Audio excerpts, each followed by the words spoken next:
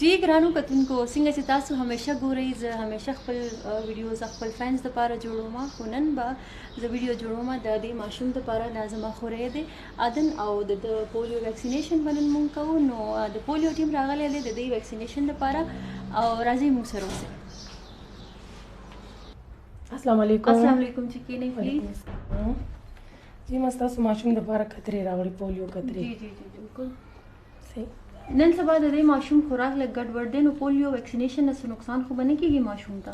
نه جی تاسو ماشوم ته پولیو کترې ورکولی شي دې سره د دې په خوراک څه اثر نه پرېږدي. صحیح. دا د ماشوم نه معذور کېدو نه بچ کېدو دپاره دي دا پولیو کترې. اوکې که ماشوم چېرته بیمار وي او د هغه پولیو ویکسینیشن مس شي نو په هغه کیس کې موږ څه کولی شو؟ نه جی تاسو به د ماشوم دا کترې هېڅ کله نه مس کوئ باقاعده ټایم په ټایم تاسو دې ته دا کترې ورکولی شئ. جی